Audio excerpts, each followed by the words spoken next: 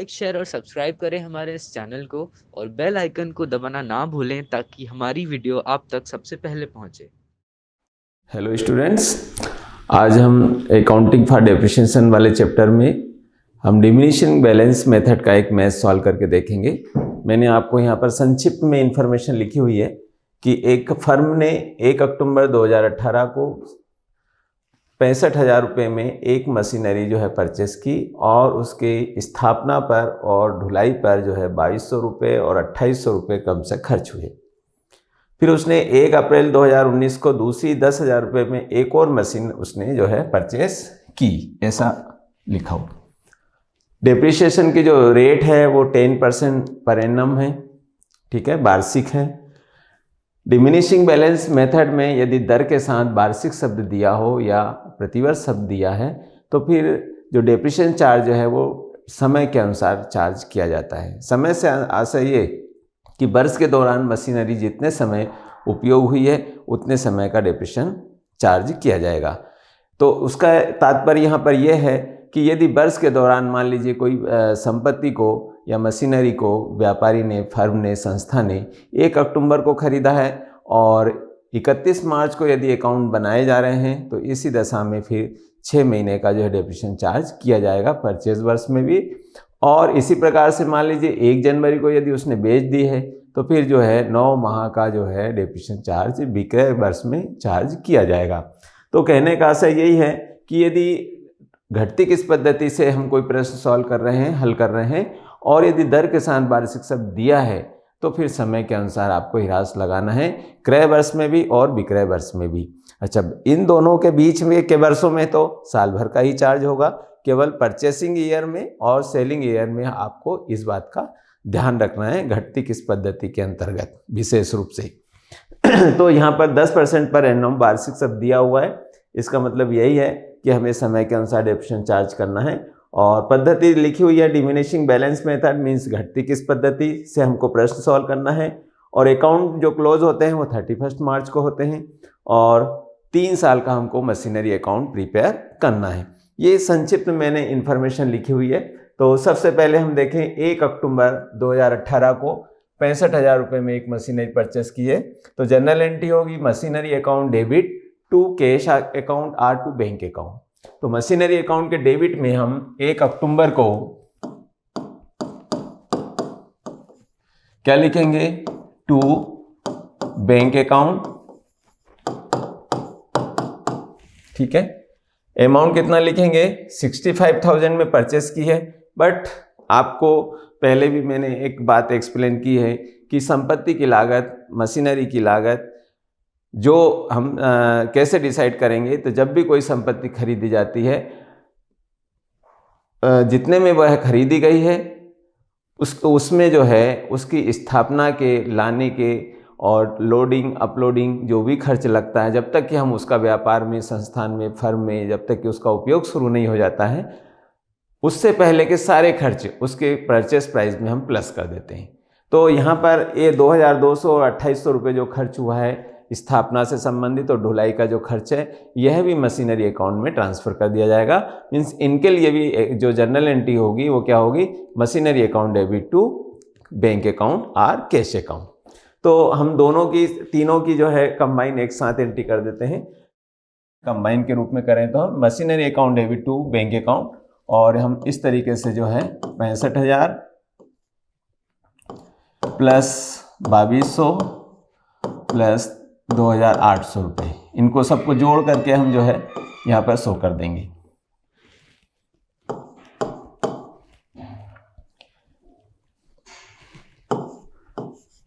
तो इस प्रकार से ये कितने में परचेस की, 70,000 रुपये में एक प्रकार से ये मशीनरी जो है परचेस की गई है। अब हम जब डेप्रिसिएशन जब कौन सी तारीख को लगाना है, 31 मार्च को लगाना है। तो अक्टूबर 2018 के बाद 31 मार्च 2019 के बीच में यदि कोई मशीनरी और खरीदी होगी तो हम और एंट्री कर लेंगे डेबिट साइड। नहीं खरीदी है, अप्रैल में खरीदी है तो नेक्स्ट ईयर हम एंट्री करेंगे। तो अब यहाँ पर डेप्रिसिएशन चार्ज करेंगे हम। तो जनरल एंट्री क्या होगी डेप्रिसिएशन चार्ज करने की, depreciation account debit to machinery account machinery account का नाम क्रेडिट में आया तो क्रेडिट में क्या लिखेंगे हम, डेप्रिसिएशन अकाउंट। कितने परसेंट लगाना है, 10% डेप्रिसिएशन चार्ज करना है। तो ये जो बुक वैल्यू है मीन्स कॉस्ट प्राइस है आप एसेट की, यहाँ पर जो लिखी है 70,000 का 10% कितना हुआ, 7,000 हुआ। अब चूंकि ये खरीदी कब है, 1 अक्टूबर को खरीदी, और जैसे कि मैंने अभी बताया था कि यदि दर के साथ वार्षिक शब्द दिया हो तो जो डेप्रिसिएशन जो है परचेस ईयर में और सेल्स ईयर में जो है आप डेप्रिसिएशन समय के अनुसार लगाएंगे, अर्थात जितने समय संपत्ति वर्ष में उपयोग हुई है उतने समय का आपको डेप्रिसिएशन चार्ज करना है। तो यहाँ पर जो है हम 6 महीने का लगाएंगे, अक्टूबर, नवंबर, दिसंबर, जनवरी, फरवरी और मार्च। 6 मंथ का कितना होगा,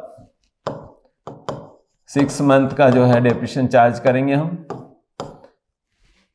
3,500। ठीक है, साल भर का कितना हुआ, साल भर का कितना हुआ 7,000। तो 6 महीने का कितना होगा आपका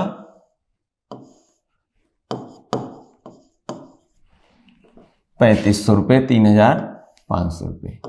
अब हम बैलेंस कैलकुलेट कर रहे हैं तो इधर का टोटल लगाया है, इधर लेकर के आएंगे और 31/3 को हम बैलेंस निकाल लेंगे, कैलकुलेट कर लेंगे by balance carried down. CD 5 Chilka 1 और 4 6 4 10 1 6 6 500 रुपये। इस बैलेंस को हम 1 अक्टूबर को जो है 1 अप्रैल को हम कहाँ ट्रांसफर कर देंगे, डेबिट साइड 1 अप्रैल 2019। क्या लिखेंगे, टू बैलेंस ब्रॉट डाउन। कितना अमाउंट, 66,500। ठीक है। अब 1 अप्रैल 19 को फिर उसने एक दूसरी सेकंड मशीन परचेस कर ली तो फिर उसकी एंट्री कर लेंगे हम। 1 अप्रैल 19 को क्या लिखेंगे, परचेस की एंट्री क्या करेंगे, हमेशा machinery account debit to cash or bank account. तो हम यहाँ बैंक अकाउंट लिख रहे हैं तो यहाँ पर बैंक अकाउंट लिखें, बैंक अकाउंट। और कितने में खरीदी उसको बताइए, कितने में खरीदा हमने उसको, 10,000 रुपये में। तो हम यहाँ पर 10,000 लिख लेंगे। ठीक है। अब कोई मशीनरी नहीं खरीदी है तो हमको क्या करना है, डेप्रिसिएशन चार्ज करना है। कब करना है, 31 मार्च 19 के बाद क्या आएगा 20, और लिखेंगे वही एंट्री बाय डेप्रिसिएशन अकाउंट। ठीक है। अब हमारे पास 2 मशीनरी है, फर्स्ट एंड सेकंड। तो फर्स्ट और सेकंड, तो फर्स्ट पर 10%, सेकंड पे भी 10%।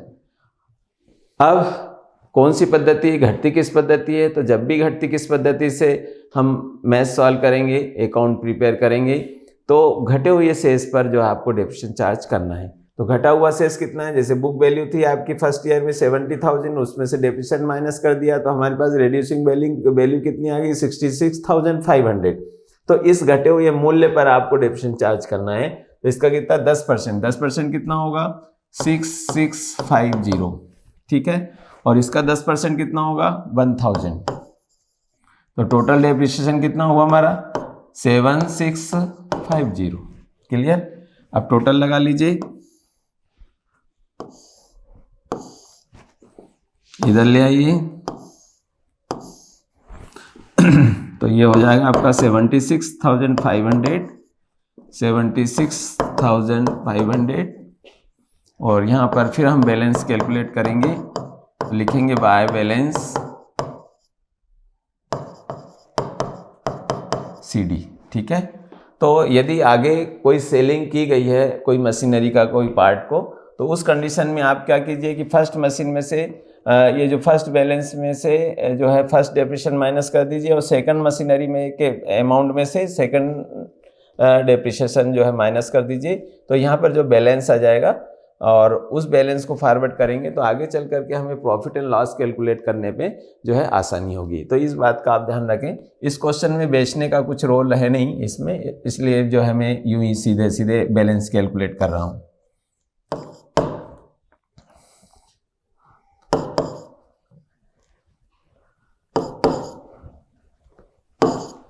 ठीक है, कैलकुलेट कर लीजिए। 5 5 10, 8 6 14, 15 हासिल का 1 और 8 दूनी 16 और 6 और 1 7, ये हमारा बैलेंस आया।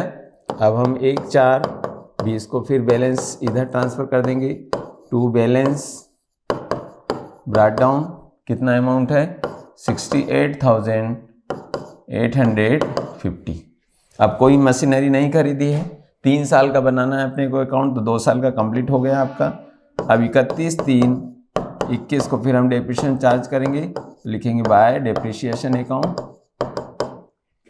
First and second. अब दोनों का कंबाइंड बैलेंस है, इसमें सब दोनों मशीनरी का बैलेंस शामिल है। तो जो घटा हुआ मूल्य है 68,850, इसका 10% हम सीधे सीधे डेप्रिसिएशन चार्ज कर देंगे, तो कितना होगा? 6885। ठीक है, अब हम जो है टोटल लगा देंगे।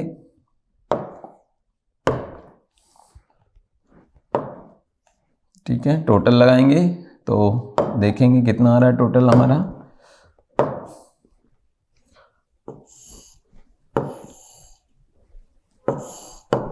68,850 इधर भी ले आएंगे, 68,850 और बैलेंस कैलकुलेट कर लेंगे हम। ठीक है, तो 31/3/21 को फिर बैलेंस कैलकुलेट कर लीजिए बाय बैलेंस कैरी डाउन। ठीक है, तो बैलेंस 55 + 0 10 और 8 और 1 9, 9 और 6 15, 5 हासिल का 1, 9 दूनी 18, 7 और 1 8। ठीक है, और 61,965, तो 61,965 ये आपका बैलेंस आ गया है। ठीक है, इसको जो है हम थोड़ा सा 1/4/21 को लिखेंगे, क्या लिखेंगे? टू बैलेंस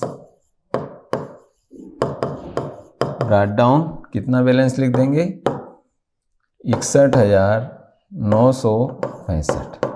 ठीक है, तो ये हमारा आंसर आ गया, कितना? 61,965। ठीक है, तो सीधी सी बात है, घटती किस पद्धति में? डिमिनिशिंग बैलेंस मेथड में आपको जो घटा हुआ बैलेंस है इस पर आपको डेप्रिसिएशन चार्ज करना है, जबकि स्थायी किस पद्धति में जो बुक वैल्यू होती है, जैसे बुक वैल्यू फर्स्ट ईयर की कितनी? 70,000, कॉस्ट प्राइस कितनी? प्राइम कॉस्ट कितनी? 70,000, तो 70,000 पर ही आपको 10% आगे भी डेप्रिसिएशन चार्ज करना है।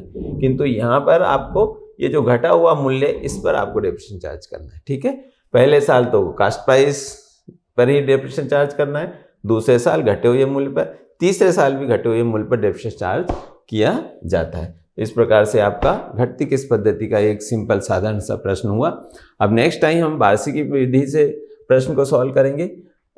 ठीक है, और आप भी जो है अब यदि कोई क्वेश्चन की प्रैक्टिस करना है तो अमाउंट चेंज कर लीजिए, 6,50,000 लिख लीजिए, 1 लाख लिख लीजिए, 2 लाख लिख लीजिए, 7 लाख लिख लीजिए, मन से दर लिख लीजिए, तो आप मैथ्स खुद से हम बना सकते हैं, सॉल्व भी कर सकते हैं। ठीक है, तो आज के लिए इतना ही काफ़ी है। Okay, thank you.